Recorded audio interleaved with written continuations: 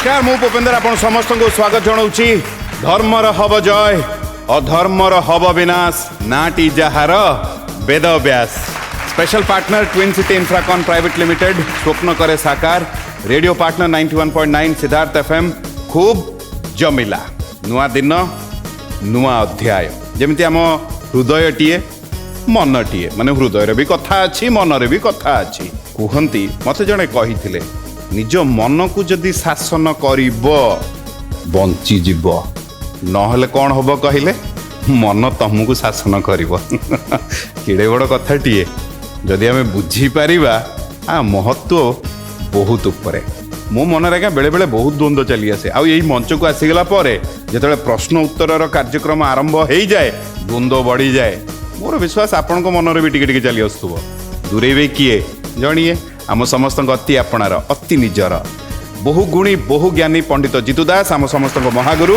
महागुरु नमस्कार स्वागत जनाऊँगी आज अध्याय को अनुरोध करेंगे आम समस्त को किसी वार्ता माध्यम आज अध्याय को आम आगे नवा। ओम सर्व मंगल्य मंगल्ये शिवे सर्वार्थ साधिके शरण्ये त्र्यंबके गौरी नारायणी नमस्तुते। सब दर्शक दर्शिका सब माँ माने सब बापा माने सब बंधु माने सब देवता ब्राह्मण सब साधु सन्थ सब ऋषि मुनि समस्त पाद तले आम तरफ कोटि कोटि प्रणाम एवं जगन्नाथ महाप्रभु समस्त को आशीर्वाद दियंतु यही कामना करुच्ची पुपी भाई आज्ञा आगे चलो।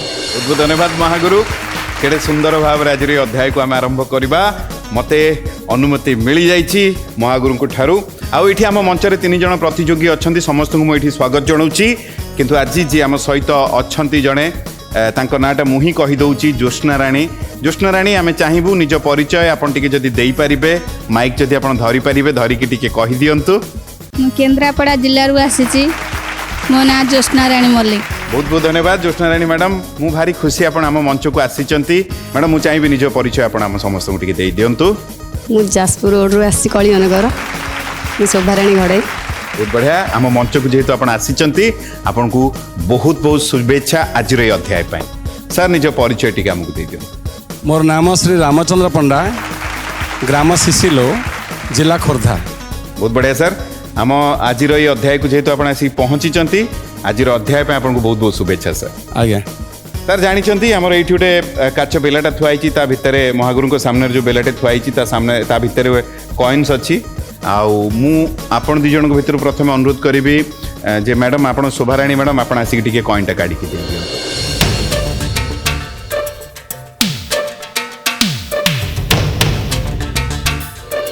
तो नंबर आपंकर आसी तो आप ठिया थे कहीं ना आम शेष समस्ते सहयोग करी जगह को आम पठेबा कारण से निजे जापारे ना आपन जेहेतु एक नंबर जगह को जीवे आ बर्तमान मुझे किंतु अनुरोध करी सर रामचंद्र सर को सर आपन गोटे कॉइनटे काढ़ी आमको देवे।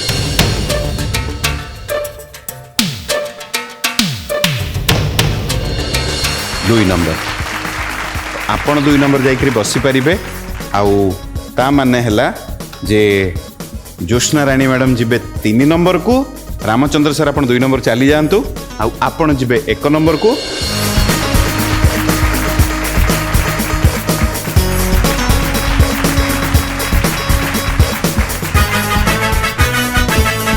शोभाराणी मैडम जेहेतु 1 नंबर जगह आप बसी प्रथम प्रश्न मुझे पचारि टी नियम भी विषय बुझे दूसरी जो उत्तर भूल हम प्रश्न चली आस रामचंद्र सर पाखक जो रामचंद्र सर उत्तर भूल देवे प्रश्न चली ज्योत्स्ना राणी मैडम पाखक यही जिते गोटे भूल आप समस्त बुलिकी आसला जदि द्वितीय भूल हो गला तामाने आपन यात्रा से सरीगला आपन पाखक प्रश्न आसीबो नाही। अध्यायर प्रथम 5टी प्रश्न भितर जेकोसी गोटे प्रश्न जदि आपन 3 जनक उत्तर भूल हो गला ताहेले टिके असुविधा कारण गोटे गोटे भूल हो गला किंतु सुजोग असुविधा माने आपन एठु विदाय नहीं कि जीवे नहीं किंतु जहाँ को प्रश्न पचारि थी ता परवर्ती प्रश्न ता परवर्ती जे बसी थिबे तांको पाखुठु आरंभ होबो ता परवर्ती प्रश्नटी कथाटी एतिकी आउ जदि 5टी प्रश्न डेई सारिला पर जदि कोठी भी गोटे प्रश्न रे आपण 3 जण उत्तर भूल दउचंती ताले अध्याय हमकु सेठी सारिया को पड़िबो आपण मानक पाखु को सुजोग जीव नाही शेष प्रश्न हेई जीव आ प्रत्येक प्रश्न पे 30 सेकंड समय मिलिबो जदि 3टी प्रश्न रे आपण सठिक उत्तर दउचंती धर्म ग्रंथ आपण निहाती घर को नेकी जिवे आ जदि 5टी प्रश्न रे सठिक उत्तर दउचंती ताले वेदव्यास र उपाधि आपण एठु निहाती नेकी जिवे तो शोभा रानी मैडम जदि मते कहिबे मु प्रथम प्रश्न नेकी आसी कोन करंती आपण शोभा रानी मैडम हाउस वाइफ माने सबुठ अधिका काम करती घरे किए किए अच्छंती घरे मो स्वामी पुओ हाँ चलते जदि मत कहे प्रथम प्रश्न नहीं कि मुझे जदि आप प्रस्तुत हैं अति सुंदर ये प्रथम प्रश्न मन देकी शुणिबे प्रश्न होउची ओडिया भागवत केउ छंदरे रचित होईची ऑप्शन होउची चौपदी एकाक्षरी नवाक्षरी सप्ताक्षरी आपको समय आरंभ हैला ओडिया भागवत केउ छंदरे रचित होईची चौपदी एकाक्षरी नवाक्षरी सप्ताक्षरी नवाक्षरी आपण कहउचंती नवाक्षरी जदि कहिबे मु गंठी पकेबी चाहिए आपण उत्तर बदलई परिबे पकांतु शेष निष्पत्ति गंठी पकेबी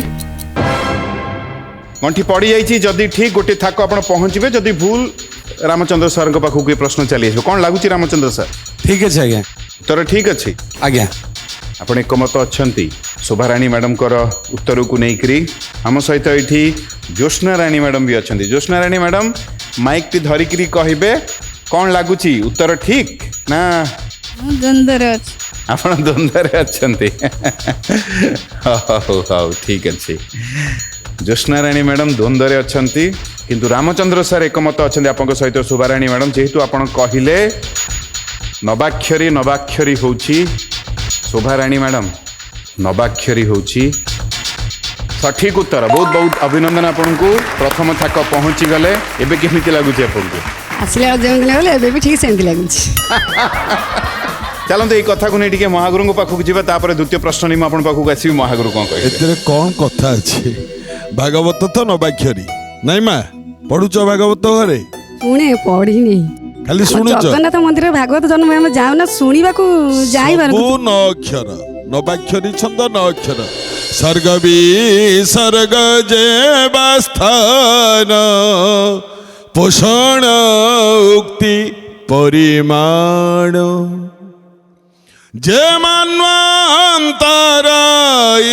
कथा निरोधा मुक्तिर व्यवस्था आश्रय मिशी 10 गुण ए भागवत लक्षण नक्षर नमई नृसिंह चरण अनादि परम कारण हाँ ये सब है न अक्षरी आ हाँ मूल भागवत रे 14 अक्षरी भी किसी अंश अच्छी 14 अक्षर ध्रुव चरितटा प्रथम भागवत जो मूल भागवत खंडिका है बाहर मुझे देखी 14 अक्षरी वृत्तर अच्छी ध्रुव चरित्रटा चतुर्थ स्कंद बोधुए चतुर्थ स्कंद अच्छी ध्रुव चरित्र सेटा 14 अक्षरी नचेत भागवत अति बड़ी जगन्नाथ दास सब हूँ नवाक्षरी छंद लिखा है सत्य जोटा घर घर का पुराण अति पवित्र पुराण बोली आमे जाहाको मानु ताहा ही भागवत यह सत्य। बहुत बहुत धन्यवाद महागुरु केटे सुंदर भाव कथा आम समस्त को बुझेदे सुजोग बर्तमान शोभाराणी मैडम को पाखरे गोटे प्रश्नर सठिक उत्तर दे गोटे थाक पहुँची जाइए आईटी आम सहित रामचंद्र सर भी अच्छा सर कौन करती आप शिक्षकता करे अरे वाह कौ श्रेणी छुआ को आप पढ़ाती सर आगुरी अष्टम नवम दशम पढ़ाऊली एवं अष्टम पढ़ेला प्राइमरी की एवं केवल नवम और दशम कौ सब्जेक्ट्स प्राय पढ़ाती मो संस्कृत शिक्षक अच्छी केवल संस्कृत पढ़ाए तापर बेले ओडिया क्लास करे आपन रुचि कौन सर खाली समय कौन करने को भल पाती खाली समय प्रायतः आम घरे बहुत आगुरी राधाकृष्ण सेवा अच्छी आमे विष्णु मंदिर पूजक तेणुक खाली समय मंदिर पूजापूजी करे चलते ठीक है सर बढ़िया लगे बहुत भल आउ जेहेतु आम मंच को आम कामना करवा सुजोग आप पाखक आसू जदि सी छाड़े आज्ञा जी किसी ना भौणी कहतु भौणी कहतु चलते आप कौन करती ज्योत्स्ना राणी मैडम घरे बसे हम झेगरे पुराण पुराण पढ़ते बस शुणे घर कम केत बो घिरिया साहय टे करे ପରିବାପତ୍ର କାଟିଦିଏ ଏଭଳି ଆଉ। ଆପଣଙ୍କ ଇଚ୍ଛା କ'ଣ? ଇଚ୍ଛା ତ ଅନେକ କିଛି ଥିଲା, ଆଉ ଇଚ୍ଛା ଆପଣ କେତେ ପର୍ଯ୍ୟନ୍ତ ପଢ଼ିଛନ୍ତି? 7ମ ପାସ୍ କରିଥିଲି। ଆଖିରେ ଛୁଞ୍ଚି ପଇଲା 18 ବର୍ଷରେ, ମୋ ଆଖି ଦୁଇଟା ନଷ୍ଟ ହେଇଗଲା। ଘରେ କିଏ କିଏ ଅଛନ୍ତି? ଘରେ ବାପା ବୋଉ 2 ଭାଇ 2 ଭଉଣୀ, ମୋ ଜେଜେ ଅଛନ୍ତି। ଆପଣଙ୍କୁ ଜମା ଦେଖାଯାଉନି? ଦେଖାଯାଉଛି, ଲାଇଟ୍ ଫୋକ୍ସ ଦେଖାଯାଉଛି। ମାନେ ବହୁତ ଅଧିକା ଲାଇଟ୍ ଆସିଗଲେ ଦେଖାଯାଏ ଟିକେ? ନା ନା ଦେଖାଯାଏ, ଲାଇଟ୍ ଫୋକ୍ସ ଦେଖାଯାଏ, ଦିନ ଫୋକ୍ସ ଜାଣିପାରେ। ବତି ବି ଲଗେଇନି ମୁଁ ଦେଖିପାରେ, ଦୀପ ଫୀପ ଠାକୁର କତିରେ ଲଗେଇ ଠାକୁର ପୂଜା କରେ, ବୁଣାବୁଣି ବି କରେ। ବୁଣାବୁଣି କରନ୍ତି? ଚଟ ବିଞ୍ଚୁଣି ଉଲରେ ସବୁଥିରେ କରେ। ଗୀତ ବୋଲନ୍ତି? ଗୀତ ସେଭଳି ସ୍ୱର ଲୟରେ ବୋଲି ପାରେ ନା, ସେଭଳିଆ ଟିକେ ବୋଲେ ଆଉ। ହଉ ମୁଁ ଆଗକୁ କହିବି, ମୋତେ ଆମକୁ ଟିକେ ଶୁଣେଇବେ ଭଜନ ଟିକେ, ଠିକ୍ ଅଛି? ଶିଖିଛି। ଆପଣ ଲେଖାଲେଖି କରନ୍ତି? ହଁ, କବିତା ଲେଖେ। କେମିତି ଲେଖନ୍ତି କବିତାଟା? ମୁଁ କବିତା ଭାବେ, ଆମ ଝିଅଗିରିଆକୁ କହିଲେ ସେ ଲେଖିଦିଅନ୍ତି ଆଉ। ଆଚ୍ଛା ଆଚ୍ଛା ଆଚ୍ଛା ଆଚ୍ଛା ଆଚ୍ଛା। କେତେଟା ଖଣ୍ଡ କବିତା ଲେଖିଲେଣି ଆପଣ? 30-40ଟା କବିତା ଲେଖି ସାରିନି, କି ବେଶୀ ଲେଖି ସାରିନି। ଆଗକୁ ଇଚ୍ଛା ଅଛି କେବେ ବହି ଛପେଇବେ କବିତା ଉପରେ? ହଁ ଇଚ୍ଛା ଅଛି, ହେଲେ କ'ଣ ନିଜେ ତ ଲେଖିପାରେ ନା। ଆମ ଝିଅ କ'ଣ ସଦାବେଳେ ଆମ ଘରେ ରହିବ କି? ଯାହା ବି ହେଲେ ସେ ପର ଘରେ ଦିନେ ଦିନେ ଯିବ ନା। ଆଉ ଅନ୍ୟର ଇଚ୍ଛାକୁ ଅନ୍ୟ ଜଣେ କାହିଁ ପୂରଣ କରିବ? ଆମ ଝିଅ ସିନା ଅଛି ବୋଲି ଲେଖିଦେଉଛି, କି ମୋ ଆଣ୍ଟି ମାନେ ଅଛନ୍ତି ବୋଲି ଲେଖିଦେଉଛନ୍ତି, କାଲି କିଏ ଲେଖିଦେବ? ସେଇପାଇଁ ମୁଁ କବିତା ଲେଖା ଟିକେ ଅଧାରେ ରହିଯିବ ଆଉ। ଅଧାରେ ରହିବ ନାହିଁ, ବ୍ୟସ୍ତ ହୁଅନ୍ତୁନି, ମନର ଇଚ୍ଛା ସବୁବେଳେ ପୂରଣ ହୁଏ। ଏବେ ତ ଗୁଡ଼ାଏ ମୁଁ ଏମିତି ଗୋଟେ କବିତା କହୁଛି, ମୋ ବାପା ମୋ ବୋଉକୁ ନେଇକି ଲେଖିଥିଲି। ଶୁଣେଇବେ? ଆଜ୍ଞା ଶୁଣାନ୍ତୁ ପ୍ଲିଜ୍। କି ପାଇଁ ମୁଁ ଯିବି ପୁରୀ ପୂଜି ଜଗନ୍ନାଥ, ମୋ ପାଇଁ ମୋ ବାପା ମା ଲକ୍ଷ୍ମୀ ନାରାୟଣ। ଏଇ ଘର ଅଟେ ଆମ ବୈକୁଣ୍ଠ ସମାନ, 64 ଦେବତା ଏଠି କରୁଥାନ୍ତି ବାସ।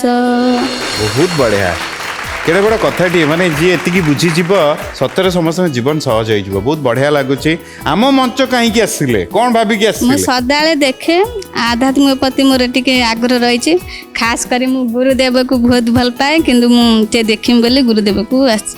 ଈଶ୍ୱର ତୋର ମଙ୍ଗଳ କରନ୍ତୁ ମା, ତୁ ଏମିତି ମନୋବୃତ୍ତି ସବୁବେଳେ ଥାଉ, ଏମିତି କବିତା ପ୍ରତି ତୋର ସବୁବେଳେ ଆଗ୍ରହ ଥାଉ ମା। ତୁ ଲେଖାଲେଖି କର, ଈଶ୍ୱର ତୋତେ ଦୟା କରନ୍ତୁ ମା। ଭଗବାନ ତୋତେ ସବୁବେଳେ ଏମିତି ବୁଦ୍ଧି, ଭଲ ବୁଦ୍ଧି ଦଉଥାନ୍ତୁ, ଭଲ ଏମିତି ଲେଖୁଥା ମା। ବଢ଼ିଆ ବଢ଼ିଆ ବଢ଼ିଆ ମୋ ମାଟି। ହଉ ହଉ ଲୋ ମା। ଚାଲନ୍ତୁ, ବହୁତ ବଢ଼ିଆ ଲାଗିଲା। କୁହନ୍ତି ସବୁ ତାରି ଲୀଳା, ଯାହା ତାର ଇଚ୍ଛା, ତା ଇଚ୍ଛା ଆଗରେ ଆମେ କିଏ? ସେ କ'ଣ ଭାବିକି ସବୁ ସୃଷ୍ଟିକୁ ସେ କେମିତି ତିଆରି କରିଛନ୍ତି। କିନ୍ତୁ ଶୋଭାରାଣୀ ମ୍ୟାଡ଼ାମ୍, ଆମେ ଯେଉଁ ସ୍ଥିତିରେ ଅଛୁ, ଯଦି ମୋତେ କହିବେ ଦ୍ୱିତୀୟ ପ୍ରଶ୍ନ ନେଇ ମୁଁ ଆପଣଙ୍କ ପାଖକୁ ଆସିବି, ଯଦି ଆପଣ ପ୍ରସ୍ତୁତ ଅଛନ୍ତି। ଆଜ୍ଞା। ये द्वितीय प्रश्न मन देकी शुणिबे। प्रश्न होची, इंद्रजितंकु किए बध करथिले? ऑप्शन होची राम, लक्ष्मण, हनुमान, विभीषण। आपनक समय आरंभ हला। लक्ष्मण। जदि कहिबे मु गंठी पकेबी, चाहिए आपण उत्तर बदली पारिबे। पकांतु। गंठी पकेबी, शेष निष्पत्ति। गंठी पड़ीगला, आपण कहिले लक्ष्मण, लक्ष्मण रे गंठी पड़ी जाइछि। जदि ठीक 2टी थाक आपण पहुँचे, जदि भूल रामचंद्र सर पाखु किए प्रश्न चली आसब। रामचंद्र सर कौन लगुच? शोभाराणी मैडम ठीक उत्तर देइचंती ना आपण पाखु आसब? ठीक अच्छे आज्ञा। ठीक अच्छी। हौ जानिबा, जेहेतु आपण कहिले लक्ष्मण, लक्ष्मण होउची हसिले कौन पे हसुंदी? ठीक अछि। हाँ, सठिक उत्तर। बहुत बढ़िया। 2टी थाक आपण पहुँचले, बहुत बहुत अभिनंदन आपको। यही कथा को नहीं महागुरु पाखक जावा, तापर तृतीय प्रश्न नहीं मुझे पाखक आस महागुरु। इंद्रजित को लक्ष्मण मारिले, आउ कहीं मारि पारे? लक्ष्मण कहीं मारिले? जी शोई नथिबो, एत वर्ष खाई नथिबो, से ही केवल मारि पारिबो इंद्रजित। ए नुह कि आज्ञा रामायण कथा। धन्यवाद, बहुत बहुत धन्यवाद महागुरु। आ ये सुजोग शोभाराणी मैडम को पाखे रही। 2टी प्रश्नर सठिक उत्तर भी से देइचंती। आउ एठी आमे टिके ज्योत्स्ना रानी मैडम को मुखरु गोटे गीतटे शुणिबा। ମୁଁ ଶ୍ରବଣ କୁମାର ହେବି, ମୁଁ ଶ୍ରବଣ କୁମାର ହେବି, ବାପା ବୋଉ ମୋର ହେଲେ ବୁଢ଼ା ବୁଢ଼ୀ, କାନ୍ଧେ ବୋଇ ନେଇ ଯିବି ତାଙ୍କୁ ପୁରୀ, ଶ୍ରୀମନ୍ଦିରେ ଜଗନ୍ନାଥ ଦେଖାଇ ଦେବି, ମୁଁ ଶ୍ରବଣ କୁମାର ହେବି। वाह, बहुत सुंदर। गोटे कथा तो जी कथबार्ता गीतर मुझे भावुँ बाबा माँ को से बहुत भल पाती। बहुत बढ़िया। ମୁଁ ଭାବୁଛି ଆପଣଙ୍କଠୁ ଯଦି ଆମେ ସମସ୍ତେ ଟିକେ ଟିକେ କିଛି ଶିଖିଯିବା ଆଉ ନିଜ ବାବା ମାଆଙ୍କୁ ସେତେ ମାତ୍ରାରେ ଭଲ ପାଇବା, ସତରେ ବାବା ମାଆଙ୍କ ଆଶୀର୍ବାଦ ଯୋଉଠି ଥାଏ, ମୁଁ ଏଇଠି ମହାଗୁରୁଙ୍କର ମୁଖରୁ ବି ଶୁଣିଛି ଯେ ଆଉ କିଛି ଆଶୀର୍ବାଦ ଦରକାର ନଥାଏ ଯଦି ବାବା ମାଆଙ୍କର ଆଶୀର୍ବାଦ ଥାଏ। ଅତି ସୁନ୍ଦର, ଭାରି ଉଚ୍ଚ କୋଟିର ଥିଲା। ଶୋଭାରାଣୀ ମ୍ୟାଡ଼ାମ୍, ଯଦି ମୋତେ କହିବେ ଧର୍ମ ଗ୍ରନ୍ଥ ପାଇଁ ତୃତୀୟ ପ୍ରଶ୍ନ ନେଇ ମୁଁ ଆପଣଙ୍କ ପାଖକୁ ଆସିବି, ଯଦି ଆପଣ ପ୍ରସ୍ତୁତ ଅଛନ୍ତି? ଆଜ୍ଞା ଅଛନ୍ତି? ଅତି ସୁନ୍ଦର। ଇଏ ଧର୍ମ ଗ୍ରନ୍ଥ ପାଇଁ ତୃତୀୟ ପ୍ରଶ୍ନ ଆପଣଙ୍କ ପାଇଁ, ମନ ଦେଇକି ଶୁଣିବେ। ପ୍ରଶ୍ନ ହେଉଛି, ବ୍ୟାସଦେବ ଅନ୍ୟ କେଉଁ ନାମରେ ପରିଚିତ? ଅପସନ୍ ହେଉଛି ବୈଶମ୍ପାୟନ, ବଦ୍ରିନାରାୟଣ, କୃଷ୍ଣ ଦ୍ୱୈପାୟନ, ଦେବ ଦ୍ୱୈପାୟନ। ଆପଣଙ୍କ ସମୟ ଆରମ୍ଭ ହେଲା। ପ୍ରଶ୍ନ ଆଉ ଥରେ। ପ୍ରଶ୍ନ, ବ୍ୟାସଦେବ ଅନ୍ୟ କେଉଁ ନାମରେ ପରିଚିତ?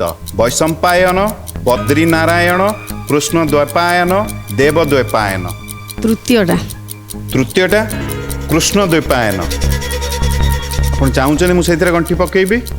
ଶେଷ ନିଷ୍ପତ୍ତି, ଗଣ୍ଠି ପକେଇବି? ଗଣ୍ଠି ପଡ଼ିଗଲା। ଆପଣ କହିଲେ କୃଷ୍ଣ ଦ୍ୱୈପାୟନ, କୃଷ୍ଣ ଦ୍ୱୈପାୟନରେ ଗଣ୍ଠି ପଡ଼ିଯାଇଛି। ଯଦି ଠିକ୍, ନିହାତି ଆପଣ ଧର୍ମଗ୍ରନ୍ଥ ଏଇଠୁ ନେଇକି ଯାଉଛନ୍ତି। ଯଦି ଭୁଲ, ରାମଚନ୍ଦ୍ର ସାର୍ଙ୍କ ପାଖକୁ କିଏ ପ୍ରଶ୍ନ ଚାଲି ଆସୁଛି। କ'ଣ ଲାଗୁଛି ରାମଚନ୍ଦ୍ର ସାର୍? ଠିକ୍ ଅଛି ଆଜ୍ଞା। ଆପଣ କହିଲେ କୃଷ୍ଣ ଦ୍ୱୈପାୟନ, ଆପଣଙ୍କ ସହିତ ଏକମତ ଅଛନ୍ତି ରାମଚନ୍ଦ୍ର ସାର୍। କୃଷ୍ଣ ଦ୍ୱୈପାୟନ ହେଉଛି ଶୋଭାରାଣୀ ମ୍ୟାଡ଼ାମ୍ ସଠିକ୍ ଉତ୍ତର। ବହୁତ ବହୁତ ଅଭିନନ୍ଦନ ଆପଣଙ୍କୁ। ଆପଣ ଆତ୍ମବିଶ୍ୱାସରେ ଉତ୍ତରଟି ଦେଇଥିଲେ? ଦ୍ୱନ୍ଦ୍ୱରେ ଦେଇଥିଲି। ଦ୍ୱନ୍ଦ୍ୱରେ ଦେଇଥିଲେ। ଚାଲନ୍ତୁ ଏଇ କଥାକୁ ନେଇ ଟିକେ ମହାଗୁରୁଙ୍କ ପାଖକୁ ଯିବା, ତାପରେ ଚତୁର୍ଥ ପ୍ରଶ୍ନ ନେଇ ମୁଁ ଆପଣଙ୍କ ପାଖକୁ ଆସିବି। ମହାଗୁରୁ କ'ଣ କହିବେ? ବ୍ୟାସାୟ ବିଷ୍ଣୁ ରୂପାୟ ବ୍ୟାସ ବି। ବ୍ୟାସ ହେଉଛନ୍ତି ଭଗବାନଙ୍କର ଗୋଟିଏ ଅବତାର। ବ୍ୟାସଦେବ ଯେତେବେଳେ ଜନ୍ମ ହେଲେ ତାଙ୍କର ନାମ ଥିଲା କୃଷ୍ଣ। ଦୀପାଞ୍ଚଳରେ ଜନ୍ମ ହେଇଥିବାରୁ ତାଙ୍କ ନାଁ ହେଲା କୃଷ୍ଣ ଦ୍ୱୈପାୟନ। ଏବଂ ବେଦକୁ ବିଭାଗ କରିବା ପରେ ତାଙ୍କ ନାଁ ହେଲା ବେଦ ବ୍ୟାସ, ଯାହାଙ୍କ ପାଇଁ ଆମର ଏ କାର୍ଯ୍ୟକ୍ରମ ଚାଲିଛି।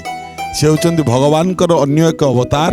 ତାଙ୍କର ନାଁ ହେଲା ବେଦ ବ୍ୟାସ ଏବଂ ତାଙ୍କର ମୂଳ ନାଁ ଥିଲା କୃଷ୍ଣ, ତାପରେ ହେଲା କୃଷ୍ଣ ଦ୍ୱୈପାୟନ। ଏହା ସତ୍ୟ। ବହୁତ ବହୁତ ଧନ୍ୟବାଦ ମହାଗୁରୁ, କେଡ଼େ ସୁନ୍ଦର ଭାବରେ କଥାଟା ଆମ ସମସ୍ତଙ୍କୁ ବୁଝେଇଲେ। ଆଉ ଏଇଠି ଚମତ୍କାର ଭାବରେ ତିନୋଟି ପ୍ରଶ୍ନର ସଠିକ୍ ଉତ୍ତର ଦେଇ ଆଉ ଶେଷରେ ନିଜେ କହିଲେ ଦ୍ୱନ୍ଦ୍ୱରେ ଉତ୍ତର ଦେଲେ, କିନ୍ତୁ ଏଠୁ ନିହାତି ଆପଣ ଧର୍ମଗ୍ରନ୍ଥ ନେଇକି ଯାଉଛନ୍ତି। ଘରେ ସବୁଠୁ ବେଶୀ ଖୁସି କିଏ ହେବେ? ବେଶୀ କିଛି ମୋ ମା ହେଇଥାନ୍ତେ, କିନ୍ତୁ ସେ ମା ମାନେ ଏମିତି ଅବସ୍ଥାରେ, ମୁଁ ଏବେ ତ ତାଙ୍କୁ ହାଇଟେକ୍ ଭୁବନେଶ୍ୱର ମେଡ଼ିକାଲରୁ ମାନେ ଆର ବୁଧବାର ଦିନ ଡିସଚାର୍ଜ ହେଇକି ଆସିଲୁ। ସେ ମାନେ ସେ ଯେଉଁ ନିଶା ଇଞ୍ଜେକ୍ସନଟା ନେଇଥିଲେ, ତା ମେମୋରି ବି ଟିକେ କାମ କରୁନି ନା। ମୁଁ ବି ଜଣେଇ ନେଇ ଆସିଛି, ମୁଁ ସେ ବି ଜାଣିନାହିଁ। ଜାଣିପାରୁନାହାନ୍ତି? କିଛି ଜାଣୁଛନ୍ତି, କିଛି ବି ଜାଣିପାରୁନାହାନ୍ତି। ଯଦି ପ୍ରଥମେ ବେଶୀ ଖୁସି ମୋ ମା ହେଇଥାନ୍ତି। 9 ଦିନ ସେଠି ରହିଲୁ, 9 ଦିନ ପରେ ଆର ବୁଧବାର ଦିନ ଡିସଚାର୍ଜ ହେଇକି ଆସିଲୁ। ଏବେ ଠିକ୍ ଅଛନ୍ତି? ହଁ, ସେଇଭଳିଆ ମାନେ ଉଠିକି ବସି ପାରୁନାହାନ୍ତି। ଆଉ ଏ ଜଙ୍ଘ ହାଡ଼ ଭାଙ୍ଗି ଯାଇଥିଲା ତ, ଅପରେସନ୍ ହେଇଛନ୍ତି। ମାଙ୍କ ଯତ୍ନ ନେବା ପାଇଁ? ହଁ, 3 ଭାଇ 3 ଭାଉଜ ଅଛନ୍ତି ସମସ୍ତେ। ହଁ, ସେମାନେ କରୁଛନ୍ତି ସମସ୍ତେ। ମୁଁ ଧର ମୋ ସଂସାର ଛାଡ଼ି ମୁଁ କେତେ ଦିନ ବାପ ଘରେ ଆଉ ରହିବି? ମେଡ଼ିକାଲରେ 9 ଦିନ ରହିଲି। ଆଶା କରିବା ଚମତ୍କାର ଭାବରେ ଆପଣଙ୍କ ମା ସତରେ ଜଲ୍ଦି ଭଲ ହେଇଯାଆନ୍ତୁ। ଚାଲନ୍ତୁ, ମୁଁ ତ ଭାବୁଛି କେଉଁଠି ନା କେଉଁଠି ଯେମିତି ଏଇଠି ଆମ ଜ୍ୟୋତ୍ସ୍ନାରାଣୀ ମ୍ୟାଡ଼ାମ୍ ପ୍ରତ୍ୟେକ କଥାରେ ତାଙ୍କ ବାପା ମାଆଙ୍କୁ ସେ ଯୋଡ଼ିକି କହୁଛନ୍ତି, ସେ ଦର୍ଶଉଛନ୍ତି ତାଙ୍କ ବାବା ମାଆଙ୍କ ପ୍ରତି ତାଙ୍କର କେତେ ଭଲ ପାଇବା। ଆଉ କେଉଁଠି ନା କେଉଁଠି ବାପା ମାଆଙ୍କର ଆଶୀର୍ବାଦ ରହିଲେ ମୋତେ ଲାଗେ ଜୀବନ ସତରେ। ମାଆଙ୍କ ଆଶୀର୍ବାଦ ଅଛି ବୋଲି ମୁଁ 3ଟି ପ୍ରଶ୍ନର ଉତ୍ତର ଦେଇପାରିଛି। ଆରେ ଚାଲନ୍ତୁ, ବହୁତ ବଢ଼ିଆ। ଚାଲନ୍ତୁ, ଯଦି ମୋତେ କହିବେ ଚତୁର୍ଥ ପ୍ରଶ୍ନ ଆପଣଙ୍କ ପାଇଁ ନେଇକି ଆସିବି, ଯଦି ଆପଣ ପ୍ରସ୍ତୁତ ଅଛନ୍ତି। ପଚାରନ୍ତୁ। ଅତି ସୁନ୍ଦର। ଇଏ ଚତୁର୍ଥ ପ୍ରଶ୍ନ ଆପଣଙ୍କ ପାଇଁ। ପ୍ରଶ୍ନ ହେଉଛି, କେଉଁ ଋଷିଙ୍କ କ୍ରୋଧାନଳରୁ ବାଡ଼ବାଗ୍ନି ସୃଷ୍ଟି ହୋଇଥିଲା? ଅପସନ୍ ହେଉଛି ଔର୍ବ, କଙ୍କ, ଆଗ୍ନିକ, ଅଗ୍ନିବେଶ। ଆପଣଙ୍କ ସମୟ ଆରମ୍ଭ ହେଲା। ଆଗ୍ନିକ। ଆପଣ କହିଲେ ଆଗ୍ନିକ। ଯଦି କହିବେ ମୁଁ ଗଣ୍ଠି ପକେଇବି, ଚାହିଁଲେ ଆପଣ ଉତ୍ତର ଆଜ୍ଞା। କରିବେ। ଗଣ୍ଠି ପକେଇବି, ଶେଷ ନିଷ୍ପତ୍ତି। ଆତ୍ମବିଶ୍ୱାସରେ ଉତ୍ତର ଦେଇଛନ୍ତି? ଦ୍ୱନ୍ଦ୍ୱରେ ଦେଇଛି। ତାହେଲେ ଆଉ ବେଶୀ ଆପଣଙ୍କୁ ଦ୍ୱନ୍ଦ୍ୱରେ। ଆପଣ କହିଲେ ଆଗ୍ନିକ। ଯଦି ଠିକ୍, 4ଟି ଥାକ ଆପଣ ପହଞ୍ଚିବେ, ଗୋଟିଏ ପ୍ରଶ୍ନ ଦୂରରେ ରହିବେ। ଯଦି ଭୁଲ, ଏ ପ୍ରଶ୍ନ ରାମଚନ୍ଦ୍ର ସାର୍ଙ୍କ ପାଖକୁ ଚାଲି ଆସିବ। କ'ଣ ଲାଗୁଛି ରାମଚନ୍ଦ୍ର ସାର୍? ମୁଁ ବି ସନ୍ଦେହରେ ଅଛି। ଆଚ୍ଛା, ଦ୍ୱନ୍ଦ୍ୱରେ ଆଉ ସନ୍ଦେହରେ ଅଛନ୍ତି। ଚାଲନ୍ତୁ ତାହେଲେ ସିଧାସଳଖ ଦେଖିବା। ଜ୍ୟୋତ୍ସ୍ନାରାଣୀ ମ୍ୟାଡ଼ାମ୍, ଆପଣଙ୍କୁ କ'ଣ ଲାଗୁଛି? ମାଇକ୍ ଟିକେ ଧରିକି କୁହନ୍ତୁ। ମୁଁ ଜାଣିନି। ଆପଣ ଜାଣିନା? ବହୁତ ସରଳ ଆପଣ, ବହୁତ ସୁନ୍ଦର ମଣିଷ ଆପଣ। ପ୍ରଭୁଙ୍କ ଆଶୀର୍ବାଦ ରହୁ ଆପଣଙ୍କ ଉପରେ। जेहेतु आपण कहले आग्निक आग्निकरे गंठी पड़ी जाइछि आग्निक होउछि शोभाराणी मैडम भूल उत्तर आपण भी एकमत होइथिले आपण कहले आपण द्वंद्व कहिचंती ये प्रश्न वर्तमान रामचंद्र सर आपण पाखु चली आसुची प्रश्न पुणी थरे कहि दउची केउ ऋषिंक क्रोधानळरू बाड़बाग्नि सृष्टि होइथिला ऑप्शन होउची और्व कंक अग्निवेश तीनोटी ऑप्शन आपनकर अग्निवेश गंठी पड़गला सर जदि ठीक गोटे थाक पहुँचे जदि भूल ये प्रश्न ज्योत्स्ना राणी मैडम को पाखक चली आपण कहले अग्निवेश अग्निवेश होउची रामचंद्र सर भूल उत्तर ये प्रश्न वर्तमान ज्योत्स्ना राणी मैडम आपण पाखक चली आसुची दुईटी ऑप्शन आपंक पई केउ ऋषिंक क्रोधानळरू बाड़बाग्नि सृष्टि होइथिला दुईटी ऑप्शन और्व कंक गोटे उत्तर कहिबे भाबी चिंती की कहिबे हैं और्व आपण और्व कहले त हौ गंठी पड़ी जाइछि जदि कंक कहि थांते ज्योत्स्ना राणी मैडम कौन हेई थांता आपण कहले और्व और्व होउछि ज्योत्स्ना राणी मैडम सठिक उत्तर बहुत बढ़िया गोटे थाक पहुंचले हमको बंचेई देले हैं हमको बंचेई देले आपको बंचेई देले बहुत बहुत अभिनंदन आपन को गोटे थाक आपण पहुंचले आ शोभाराणी मैडम बहुत खुशी हो गले बंची हौ चलंत ई कथा को नहीं टिके महागुरु को पाखु को जीवा तापर द्वितीय प्रश्न मु आपन को पाखु नहीं केसबी महागुरु कोन कहिबे और्व ऋषिंक क्रोधानळरू बाड़बाग्नि जन्म केमती जन्म पुरा काल रे बहुत प्राचीन बहुत पुराना कथा भृगु वंशज माने भृगु ऋषिंकर वंशधर माने ब्राह्मण माने से माने पुरोधा कर्म करुथिले कौन सी कारणवशत जजमान एवं पुरोधामक भितर कौन सी तिक्तता सृष्टि है कलह सृष्टि है फल से से जो माने थिले से माने टिके अलगा प्रकृतिर माने खराब प्रकृतिर से माने से लोक थिले से माने देवता ब्राह्मण को एते मानु नथिले तेणु से माने कोन कले ना जेतिकी भृगु वंशज माने थिले पुरोधा माने जेतिकी थिले ए पुरोधा माननकु से माने मारिबा को आरंभ कले समस्त को मारिले एवं कष्ट देले एवं तांको गर्भवती स्त्री माननकु टाणी नहीं कि गर्भ नष्ट करथुले एवं से स्त्री को भी मार दउथुले एमती करुथुले तेनु गोटिए गर्भवती स्त्री से तो गर्भवती अवस्था रे थिला से चिंता कला मो छुआटा को मु रक्षा करिवि ब्राह्मण घरर बहु से चिंता कला मो छुआटी को मु रक्षा करिवि एमती चिंता करी ता छुआटी पेटे रे अछि जन्म समय भी हेई गलानी ए बहुटी दौड़ी दौड़ी पळेला जंगल भितर को जे आत्मगोपन करिवो ता पछर भी माने गोडैचंती ये दौड़ी दौड़ी पळेला बेले ता गर्भरे जो छुआटा थिला ए छुआटा ता जानू बाटे जन्म ही पड़ला जदि जन्म ही पड़ला ए छुआ जन्म हैला क्षणी एमिति अरे ब्राह्मण घर छुआ ना गोटे कथारे कहती जी सिंह को जंगल रे कहीं राजा कर नथांती भाई आमर जदि गोटे राज्य रे रजाटीए मरीगला तार जदि वंशधर कहीं नथांती राजा क्या करा जाए पाट हाथी मुंडरे सुना कलसी मुंडे जीव जहाँ मुंडरे पानी ढालिब सही हम राजा किंतु ब्राह्मण छुआ को कई ब्राह्मण करि नथांती सी जन्मरू ब्राह्मण एवं जन्मरू ही तार आसी जाई थे सब किछि सत आज्ञा कथा जाऊ ना कहीं ये छुआटी जन्म ही पड़िला ये ता क्रोधानल रे पृथ्वीटा को भस्म कर देवा पई चाहिला कहीं एते अन्याय तमे करूछ गर्भवती स्त्री मान को मारी दउछ तांको गर्भ नष्ट कर दउछ तमे तेनु करी ब्राह्मण छुआ जेतेबेले क्रोधानल रे पृथ्वी भस्म कर देवा को बाहरिला ताकू आसी तांको पितृपुरुष माने जो ब्राह्मण मानकर पूर्व पितृपुरुष माने सेमाने आसी तांको ख्यात ए बाबा सेमती करनी तू करि पारिबो आमे जानिछु सेमती करनी पृथ्वी ध्वंस हो जिवो तो क्रोध को शांत कर ए छुआ हेटु कोन कला जो क्रोधर रूपक अनलटा ता पाखरु बाहरी पड़ीथिला कला को मु करिबी कोन मो क्रोधटा को मु करिबी कोन से क्रोधटा को से फोपाड़ी देला से पड़िला समुद्र रे एवं जो क्रोध रूपक अग्निटा को फोपाड़ी देथिला समुद्र रे पड़िला से क्रोधर अग्निर नाम हैला बाड़बाग्नि एवं तार आउ गोटे नाम मध्य ए छुआर ना हैला और्व तेणुकरी से बाड़बाग्निर अन्य नाम मध्य और्वानल यह पुराण सम्मत यह सत्य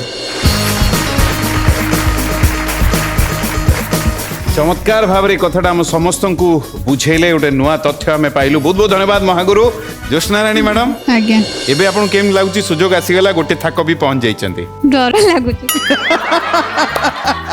डर काई लागुची केबे एते लोक के आगे बसिनी माइक चलतु आम तो आम प्रथार अच्छु आम आम कर्म अच्छु प्रश्न मु पचारि आपड़ जदि मत कहे द्वितीय प्रश्न नहीं मुझे पाखक आसबि प्रस्तुत अच्छा आप ज्योत्स्नाराणी मैडम आगे प्रश्न शुणी दिंतु ये द्वितीय प्रश्न आपण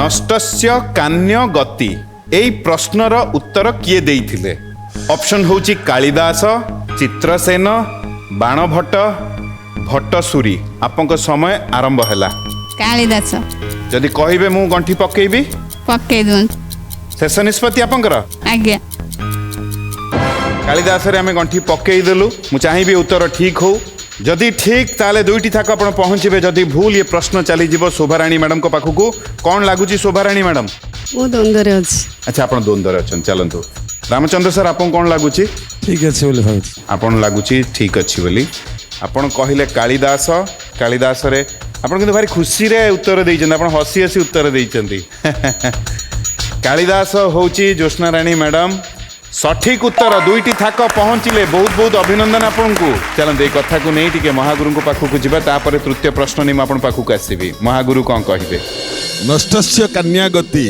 प्रश्नटा जितेबाला आसला कालिदास कहले मुझे प्रश्नटा साक्ष्य लक्ष्य प्रत्यक्ष देखी अर्थ है नष्टस्य कन्या गति माने नष्ट हवा लोकर गतिटा तलकू तलकू जाए तार अर्थ है या केमती देखेबे केमती कौन कले ना दिने सकाळू सकाळू गोटे छेली नहीं कि सी गोटे पोखरी कूल बांधिले पोखरी कूल बांधि गोटे कता बसी घषिले कताटा माने जी देखिबो कहबो ए कताटा घषुचंती कतारे छेलटा को मारिबे आ से बाटे जने पंडित जाउथले जाई पचारले ये रूप बदले कि कालिदास बसचंती पचारले श्लोक रे पचारले संस्कृत रे कौन कहले कहले भिक्षु मांस निवेशनंगा प्रकुरुसे माने तमे ए पोखरी कूल रे छेलीटा को मारिबो एवं मांस मध्य खाइब कालिदास छद्म रूप रे कहले किंग तेन मद्य बिना मांस खाइबी जे किंतु मांसटा मद नहेले मांसटा बाग लागेनी ता साने मद टिके मध्य दरकार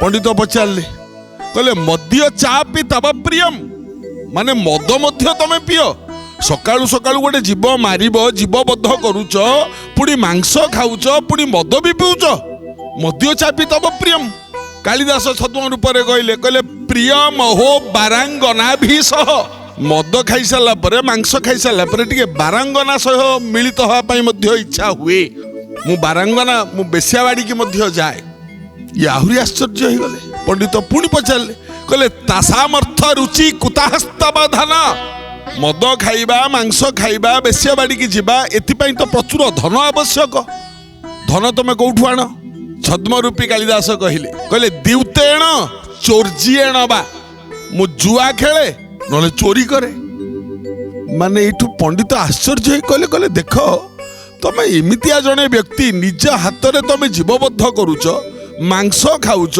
मद खाऊच एवं मद खाई सारला पर तमे बेसियाबाड़ी की जाऊच एवं तापाई जदि टंका दरकार पड़ुची तमे चोरी करूच जुआ खेलुच माने पृथ्वीर जेतिकी खराब काम तमे सबुडा करूच चौर्य द्यूत परिग्रहोपी भवतः तमे काहे किया काम उडा करूच कालिदास कहले कौन करिवे आज्ञा नष्टस्य कन्या गति नष्ट हैला लोकर गतिटा तळु ए पंडित पचारे तमे कालिदास की कहला आ किया आज्ञा हबो कुंडे पकेले कालिदास को एवं उत्तर देइथिले नष्टस्य कन्या गति कथाटार उत्तर दवा पई एतिकी नाटक रचना करथिले कालिदास एहा भोज प्रबंधर कथा एहा संपूर्ण सत्य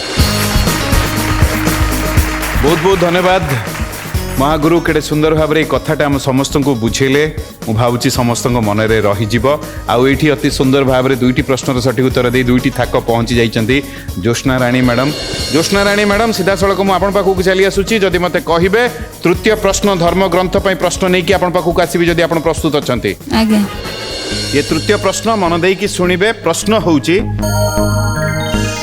केउ राक्षसर पेटरे तार पाटी थिला ऑप्शन होची कबंद किंकर उदर दुर्मुख आपंक समय आरंभ हैला केउ राक्षसर पेटरे तार पाटी थिला ऑप्शन होची कबंद किंकर उदर दुर्मुख कंभ दौद आउ थोर कहले फास्ट कहले कंभ कबंद ଆପଣ ଚାହୁଁଛନ୍ତି କବନ୍ଧରେ ଗଣ୍ଠି ପକେଇବି? ଆଜ୍ଞା ଗଣ୍ଠି ପଡ଼ି ଯାଇଛି। ଯଦି ଠିକ୍ ଏଇଠୁ ନିହାତି ଧର୍ମଗ୍ରନ୍ଥ ଆପଣ ନେଇକି ଯାଉଛନ୍ତି। ଆଉ ଯଦି ଭୁଲ ଏ ପ୍ରଶ୍ନ ଶୋଭାରାଣୀ ମ୍ୟାଡ଼ାମଙ୍କ ପାଖକୁ ଚାଲିଯିବ। ଶୋଭାରାଣୀ ମ୍ୟାଡ଼ାମ କ'ଣ ଲାଗୁଛି? ଠିକ୍ ଅଛି। ହଉ ରାମଚନ୍ଦ୍ର ସାର୍ ଆପଣଙ୍କୁ କ'ଣ ଲାଗୁଛି? ସନ୍ଦେହରେ ମୁଁ ଅଛି। ଟିକେ ସନ୍ଦେହରେ ଆପଣ ଅଛନ୍ତି। ଏଇଟା ଆତ୍ମବିଶ୍ୱାସରେ ଉତ୍ତର ଦେଇଛନ୍ତି ଜ୍ୟୋତ୍ସ୍ନାରାଣୀ ମ୍ୟାଡ଼ାମ? ଜାଣିନି ଭଲ। ଆଚ୍ଛା ନ ଜାଣିକି ଉତ୍ତରଟି ଦେଇଛନ୍ତି ନାଇଁ କି? ଆଜ୍ଞା। ଦ୍ୱନ୍ଦ୍ୱରେ। ହଉ ହଉ ଠିକ୍ ଅଛି ଠିକ୍ ଅଛି। ଯେହେତୁ ଆପଣ କହିଲେ କବନ୍ଧରେ ଗଣ୍ଠି ପଡ଼ିଛି, କବନ୍ଧ ହଉଛି, ଏଇଠି ମୁଁ ଆପଣଙ୍କୁ କହି ରଖେ ସଠିକ୍ ଉତ୍ତର ଆପଣ ଅନୁମାନ କରିକି କହିଛନ୍ତି, କିନ୍ତୁ ସଠିକ୍ ଉତ୍ତର ଦେଇଛନ୍ତି। ଏଇଠୁ ନିହାତି ଧର୍ମଗ୍ରନ୍ଥ ଆପଣ ନେଇକି ଯାଉଛନ୍ତି। ବହୁତ ବହୁତ ଅଭିନନ୍ଦନ। ଘରେ କିଏ ବେଶୀ ଖୁସି ହେବେ? ଘରେ ସମସ୍ତେ ଖୁସି ହେବେ। କିଏ ଆପଣଙ୍କୁ ଅଧିକା ପ୍ରେରଣା ଦେଲେ ଏଇଠି ଆସିବା ପାଇଁ? ପ୍ରେରଣା କେହି ଦେଇନାହାନ୍ତି, କିନ୍ତୁ ଯେହେତୁ ମୋର ଆଧ୍ୟାତ୍ମିକ ପ୍ରତି ଆଗ୍ରହ ଅଛି ବୋଲି ମୁଁ ଘରେ କହିକି ଆଇଛି, ଯେ କହିବାରୁ ମୋତେ ଛାଡ଼ିଛନ୍ତି। ଆଚ୍ଛା ଆଚ୍ଛା, ବହୁତ ବଢ଼ିଆ, ବହୁତ ବହୁତ ଅଭିନନ୍ଦନ। ଆଉ ଏଇ କଥାକୁ ନେଇ ଟିକେ ମହାଗୁରୁଙ୍କ ପାଖକୁ ମୁଁ ଯାଉଛି, ତାପରେ ଚତୁର୍ଥ ପ୍ରଶ୍ନ ନେଇ ମୁଁ ଆପଣଙ୍କ ପାଖକୁ ଆସୁଛି। ମହାଗୁରୁ କ'ଣ କହିବେ? ଏଇ ଯୋଉ କବନ୍ଧ ବୋଲି ଯିଏ, ତା ବାପାଙ୍କ ନାଁ ହଉଛି କଶ୍ୟପ, ମାଙ୍କ ନାଁ ହଉଛି ଦନୁ। ମନେ ରଖିଥାଅ ମା। ଏଇ ଯୋଉ କବନ୍ଧ, ତା ବାପାଙ୍କ ନାଁ ହଉଛି କଶ୍ୟପ, ମାଙ୍କ ନାଁ ହଉଛି ଦନୁ। ଦନୁଙ୍କ ଗର୍ଭରୁ ଯେତିକି ଜନ୍ମ ହେଇଥିଲେ ଏମାନେ ହେଲେ ଦନୁଜ। କଦ୍ରୁଙ୍କ ଗର୍ଭରୁ 13ଟା ସ୍ତ୍ରୀ ନା, କଶ୍ୟପଙ୍କର 13ଟି ସ୍ତ୍ରୀ। 13ଟି ସ୍ତ୍ରୀର ଯିଏ ଯାହାଠୁ କଦ୍ରୁଙ୍କ ପାଖରୁ ସର୍ପମାନେ ଜନ୍ମ ହେଲେ, ତମର ବିନତାଙ୍କ ପାଖରୁ ଗରୁଡ଼ ଜନ୍ମ ହେଲେ, ଏମିତି ସବୁ ଜନ୍ମ ହେଇଛନ୍ତି। ତେଣୁକରି ତାଙ୍କ ମାଙ୍କ ନାଁ ହେଉଛି ଦନୁ, ବାପାଙ୍କ ନାଁ ହେଉଛି କଶ୍ୟପ। ଇଏ କବନ୍ଧ ଜନ୍ମ ହେଲା ପରେ ଇଏ ଦିନେ କ'ଣ କଲେ ନା, ଇନ୍ଦ୍ରଙ୍କୁ ଅପମାନ ଦେଲେ, ଦେବରାଜ ଇନ୍ଦ୍ରଙ୍କୁ। ଯଦି ଅପମାନ ଦେଲେ, ଇନ୍ଦ୍ର ରାଗିକି କ'ଣ କଲେ, ବଜ୍ର ମାରିକି ତାଙ୍କ ମୁଣ୍ଡଟାକୁ ଛିଡ଼େଇ ଦେଲେ। କିନ୍ତୁ ବ୍ରହ୍ମାଙ୍କୁ ବର ଦେଇଥିଲେ ତା ପୂର୍ବରୁ ଯେ ତମକୁ କେହି ମାରିପାରିବେନି, ତମେ ଅଜର ଅମର ହେଇକି ରହିବ। ଏ କବନ୍ଧ ସେଇଠି ପଚାରିଲା, ହେ ଇନ୍ଦ୍ରଦେବ, ତମେ ତ ମାରିକି ମୋ ମୁଣ୍ଡ ଛିଡ଼େଇ ଦେଲ, ମୁଁ ତ ଖାଇପାରିବିନି, ଖାଇ ନ ପାରିଲେ ତ ମରିବି। ତାହେଲେ ବ୍ରହ୍ମାଙ୍କ ବର ନିଷ୍ଫଳ ହେଇଯିବ। ଭାବି ଚିନ୍ତିକି ମତେ ଯାହା କରୁଛ କର। ମୁଣ୍ଡ ତ ଛିଡ଼େଇ ସାରିଲଣି, ମୁଁ ତ ଖାଇପାରିବିନି, ମୁଁ ମରିବି। ତାମାନେ ବ୍ରହ୍ମାଙ୍କ ବର ଖଣ୍ଡନ ହେଇଯିବ। ଇନ୍ଦ୍ରଙ୍କର କ'ଣ, ଇନ୍ଦ୍ରଙ୍କର ସାହସ ଉଡ଼ିଗଲା। ଇନ୍ଦ୍ର ଭାବିଲା, ଆରେ ସତ କଥା ତ, ବ୍ରହ୍ମାଙ୍କ ବର ନିଷ୍ଫଳ ହେଇଗଲେ ଅସୁବିଧା ହେଇଯିବ। କରିବା କ'ଣ? କ'ଣ କଲେ ନା, ତା ପେଟରେ ଗୋଟେ ପାଟି ସୃଷ୍ଟି କଲେ। କହିଲେ ଏଇ ବାଟେ ତୁ ଖାଇବୁ, ଏବଂ ତା ବାହୁ ଗୁଡ଼ାକୁ ଗୋଟେ ଗୋଟେ ଯୋଜନ ଲମ୍ବା କରିଦେଲେ। ଗୋଟେ ଯୋଜନ ହେଉଛି 4 କୋଶ। ଗୋଟେ ଯୋଜନ 4 କୋଶ। ଗୋଟେ ଗୋଟେ ଯୋଜନ ଲମ୍ବା ହେଇଗଲା ତା ବାହୁ। ମାନେ ତୁ ଏଇଠି ବସିଥିବୁ, କବନ୍ଧ ତୋର ମୁଣ୍ଡ ନାହିଁ କବନ୍ଧ, ପେଟରେ ଅଛି ପାଟି। ଏଇଠୁ 4 କୋଶ ଭିତରେ ବାଘ, ଭାଲୁ, ହରିଣ, ଠେକୁଆ ଯାହା ପାଇବୁ ଧରିକି ଆଣି ତୁ ଏଇଠି ପୁରେଇବୁ। ଏଇଠି ଅଛି ଦାନ୍ତ, ପେଟରେ ଦାନ୍ତ ହେଲା, ପେଟରେ ପାଟି ହେଲା, ସିଏ ହେଲା କବନ୍ଧ। ଭଗବାନ ରାମାବତାରରେ ତ୍ରେତା ଯୁଗରେ ତାର ଦୁଇ ବାହୁକୁ ଯେତେବେଳେ ଛିନ୍ନ କଲେ, ତାପରେ ତାର ଗର୍ଭଗଞ୍ଜନ ହେଇଥିଲା। ଏହା ରାମାୟଣ ଚରିତ୍ର, ଏହା ସମ୍ପୂର୍ଣ୍ଣ ସତ୍ୟ।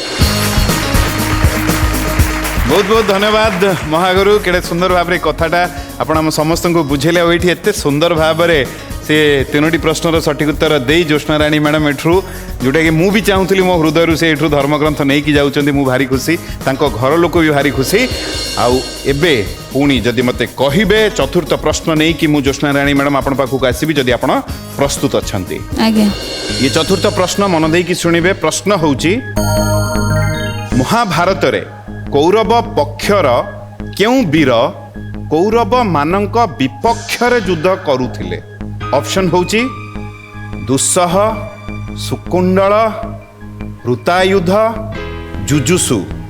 ଆପଣଙ୍କ ସମୟ ପ୍ରଶ୍ନ ଆଉ ଥରେ ଟିକେ କହିଲେ। ଆରମ୍ଭ ହେଲା। ମହାଭାରତରେ କୌରବ ପକ୍ଷର କେଉଁ ବୀର କୌରବମାନଙ୍କ ବିପକ୍ଷରେ ଯୁଦ୍ଧ କରିଥିଲେ? ଅପସନ୍ ହେଉଛି ଦୁଃସହ, ଶୁକୁଣ୍ଡଳ, ହୃତାୟୁଧ, ଯୁଜୁସୁ। ସେ ଶୁକୁଣ୍ଡଳ ବୋଧେ। ଶୁକୁଣ୍ଡଳ ଆପଣ ଆଜ୍ଞା। କହୁଛନ୍ତି? ହଁ ଆଜ୍ଞା, ସେ 2। ଆପଣ ଚାହୁଁଛନ୍ତି ମୁଁ ସେଇଥିରେ ଗଣ୍ଠି ପକେଇବି? ଆଜ୍ଞା। ଶେଷ ନିଷ୍ପତ୍ତି। ଆଜ୍ଞା। ସମୟ ସରି ଆସୁଛି, ଗଣ୍ଠି ପଡ଼ିଗଲା ଶୁକୁଣ୍ଡଳରେ। ଯଦି ଠିକ୍, ଗୋଟିଏ ପ୍ରଶ୍ନ ଦୂରରେ ରହିବେ ବେଦବ୍ୟାସର ଉପାଧିଠୁ। ଯଦି ଭୁଲ, ଏ ପ୍ରଶ୍ନ ଶୋଭାରାଣୀ ମ୍ୟାଡ଼ାମଙ୍କ ପାଖକୁ ଚାଲିଯିବ। ଆପଣ କହିଲେ ଶୁକୁଣ୍ଡଳରେ ଗଣ୍ଠି ପଡ଼ିଯାଇଛି। କ'ଣ ଲାଗୁଛି ଶୋଭାରାଣୀ ମ୍ୟାଡ଼ାମ? ଲାଗୁଛି ଠିକ୍ ଥିବ। ଲାଗୁଛି ଠିକ୍ ଥିବ। ସେ ଯାହା କହିଦେଉଛନ୍ତି ଠିକ୍ ହେଇଯାଉଛି ନା କ'ଣ? ମୁଁ ଦ୍ୱନ୍ଦ୍ୱରେ ଅଛି ମୁଁ ଭାବୁଛି ଠିକ୍ ଥିବ ଆଉ। ଆଚ୍ଛା ଆଚ୍ଛା ହଉ ହଉ ଦ୍ୱନ୍ଦ୍ୱରେ ଅଛନ୍ତି ମୁଁ ଆଉ ବେଶୀ ଆପଣଙ୍କୁ କିଛି କହିବି ନାହିଁ ଯେହେତୁ ଆପଣ କହିଲେ ସୁକୁଣ୍ଡଳ ସୁକୁଣ୍ଡଳ ହେଉଛି ଜ୍ୟୋତ୍ସ୍ନାରାଣୀ ମ୍ୟାଡ଼ାମ୍ ଭୁଲ ଉତ୍ତର।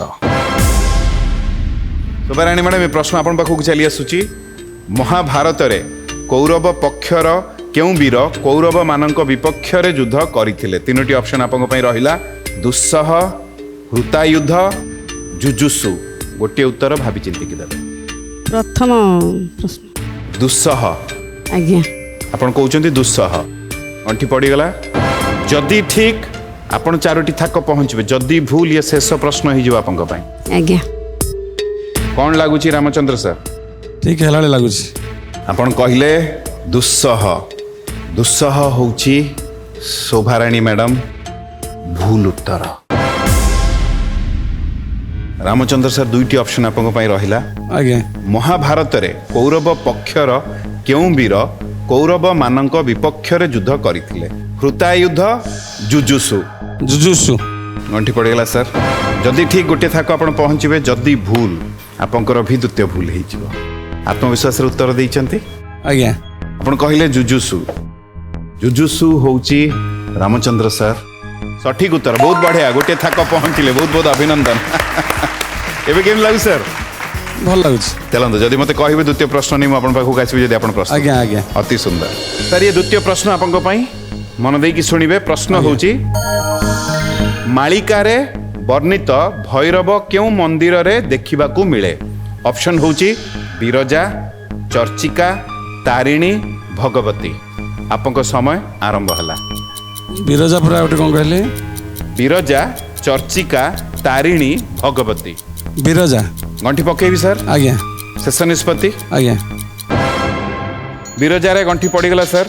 ଯଦି ଠିକ୍ 2ଟି ଥାକ ଆପଣ ପହଞ୍ଚିବେ, ଯଦି ଭୁଲ ଏ ପ୍ରଶ୍ନ ଚାଲିଯିବ ଜ୍ୟୋତ୍ସ୍ନାରାଣୀ ମ୍ୟାଡ଼ାମଙ୍କ ପାଖକୁ। କିନ୍ତୁ ଯେହେତୁ ଆପଣଙ୍କ ଦ୍ୱିତୀୟ ଭୁଲ ତ ସବୁ କଥା ସରିଯିବ। ଜଣେ ଆରମ୍ଭରୁ 2ଟି ମାନେ ତାଙ୍କର 2ଟି ଭୁଲ ହେଇସାରିଛି, ପୁଣି ଆପଣଙ୍କର ବି 2ଟି ଭୁଲ ହେଇଯିବ। ଆପଣ କହିଲେ ବିରଜା। ବହୁତ ଭାବିଚିନ୍ତିକି ଉତ୍ତର ଦେଇଛନ୍ତି। ଆତ୍ମବିଶ୍ୱାସରେ ଦେଇଛନ୍ତି ନା ଟିକେ ଦ୍ୱନ୍ଦ୍ୱରେ? ନାଇଁ ଆତ୍ମବିଶ୍ୱାସ ଦେଇଛି। ଆତ୍ମବିଶ୍ୱାସରେ। ଆଜ୍ଞା ହଉ ସାର୍, ବିରଜା ହେଉଛି ରାମଚନ୍ଦ୍ର ସାର୍ ଯେଉଁ ମୁହୂର୍ତ୍ତରେ ଆପଣ ଅଛନ୍ତି କଷ୍ଟରେ କହିବାକୁ ପଡ଼ୁଛି ସଠିକ୍ ଉତ୍ତର। ବହୁତ ବଢ଼ିଆ, 2ଟି ଥାକ ଆପଣ ପହଞ୍ଚିଲେ। ବହୁତ ବହୁତ ଅଭିନନ୍ଦନ ଆପଣଙ୍କୁ। ଚାଲନ୍ତୁ ଏଇ କଥାକୁ ନେଇ ଟିକେ ମହାଗୁରୁଙ୍କ ପାଖକୁ ଯିବା, ତାପରେ ଧର୍ମଗ୍ରନ୍ଥର ବହି ପାଇଁ ପ୍ରଶ୍ନ ନେଇକି ଆସିବି। ମହାଗୁରୁ କ'ଣ କହିବେ? ମାଳିକାରେ ଲେଖା ହେଇନି ଆଜ୍ଞା କଳିଯୁଗ ଶେଷ ହେବ ଲବଉଳ ବିରଜା ଦେଲେଣି ଡାକ ଧର୍ମ କର୍ମ ଜ୍ଞାନ ଧ୍ୟାନ ନ ରହିବ ଚମକ ସାରା ମୂଲକ ଜୟ ଜଗନ୍ନାଥ ଜୟ ଜଗନ୍ନାଥ ଡାକ ଦେବେ ଭୈରବ।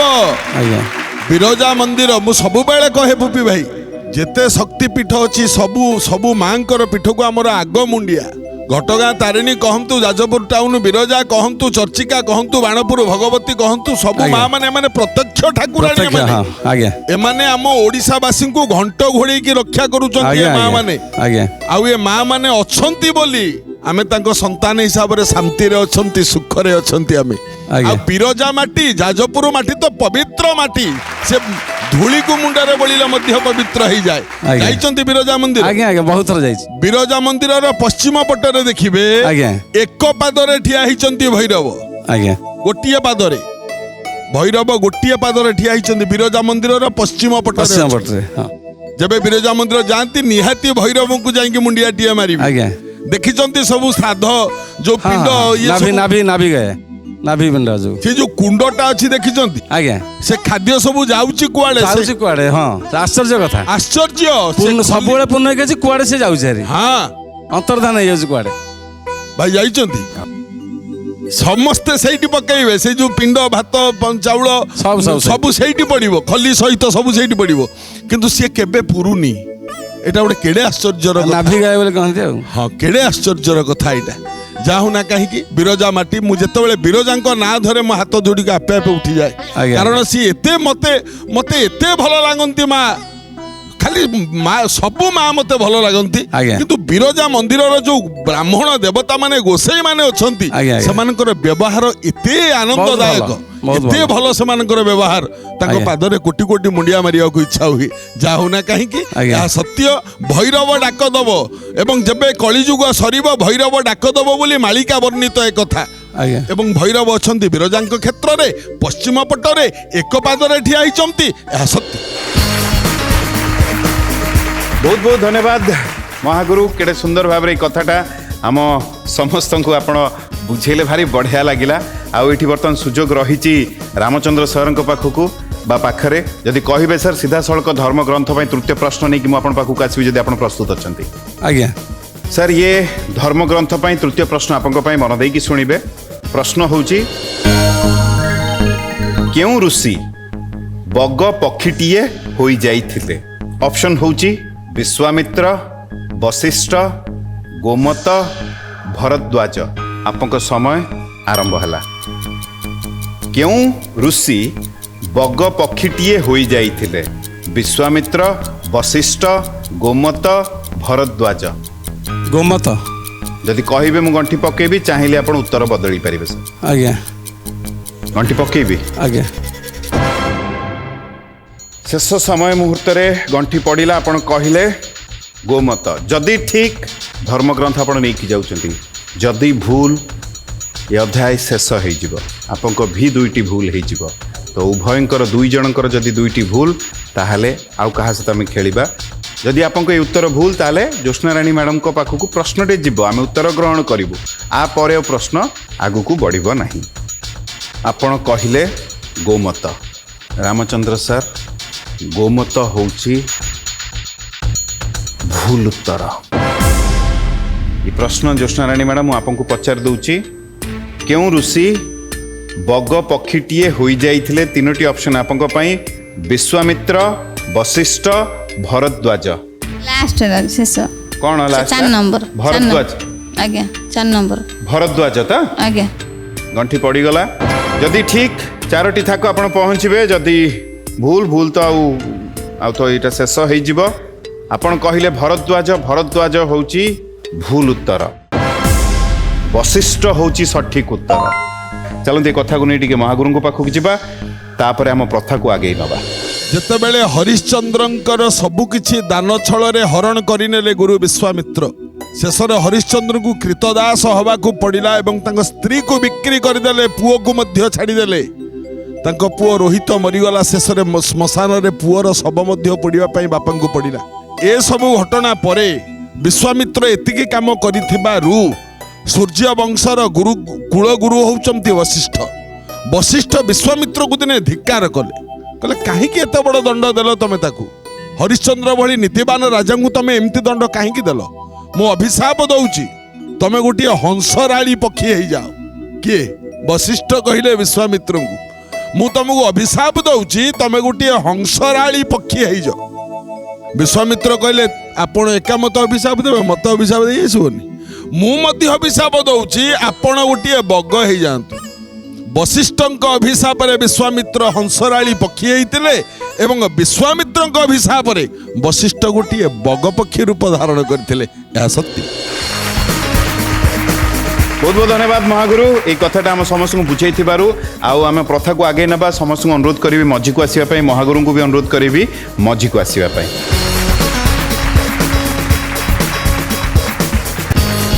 ସମସ୍ତଙ୍କୁ ବହୁତ ବହୁତ ଅଭିନନ୍ଦନ। ସମସ୍ତେ ବଢ଼ିଆ ଚେଷ୍ଟା କଲେ, ଭାରି ଜ୍ଞାନୀ ସମସ୍ତେ। ତ ପ୍ରଥମେ ମୁଁ ଅନୁରୋଧ କରିବି ମହାଗୁରୁଙ୍କୁ, ଆମ ଜ୍ୟୋତ୍ସ୍ନାରାଣୀ ମ୍ୟାଡ଼ମଙ୍କୁ ଇଏ ଧର୍ମଗ୍ରନ୍ଥଟି ତାଙ୍କୁ ଦେବେ। ବର୍ତ୍ତମାନ ମୁଁ ଶୋଭାରାଣୀ ମ୍ୟାଡ଼ମଙ୍କୁ ଅନୁରୋଧ କରିବି ମହାଗୁରୁଙ୍କ ହାତରୁ ଇଏ ଧର୍ମଗ୍ରନ୍ଥଟି ଗ୍ରହଣ କରିନିଅନ୍ତୁ। ରାମଚନ୍ଦ୍ର ସାର୍ ବି ଭାରି ଜ୍ଞାନୀ, ଆଉ କିନ୍ତୁ ଆମ ଯେଉଁ ନିୟମରେ ରହିଛି ସେଇଥିପାଇଁ, ନହେଲେ ଆପଣ ବି ସବୁ ପ୍ରାୟ ପ୍ରଶ୍ନର ଉତ୍ତର ଜାଣିଥିଲେ। ଇଏ ସିଦ୍ଧାର୍ଥ ପରିବାର ତରଫରୁ ଗୋଟେ ଭେଟି ସାର୍। ଆଜ୍ଞା ଆଜି ତ ସମୟ ହେଇଯାଇଛି, ଆମେ ଆପଣମାନଙ୍କୁ ବିଦାୟ ନେଉଛୁ, କିନ୍ତୁ ଏ ପ୍ରତିଶ୍ରୁତି ଆଗାମୀ ଅଧ୍ୟାୟରେ ଆମେ ଏଇଠି ଥିବୁ ଆପଣଙ୍କ ଅପେକ୍ଷାରେ। ଆପଣ ଆସିବେନି? ଆସୁନାହାନ୍ତି। ଧର୍ମର ହବ ଜୟ, ଅଧର୍ମର ହବ ବିନାଶ, ନାଟି ଯାହାର Vedavyas. Special partner Twin City Infracon private limited, स्वप्न करे साकार। Radio partner 91.9 Siddharth FM. खूब जमिला आज एतिकी। खुशी रे रहिबे, टिके हसिबे। रहिलु, नमस्कार।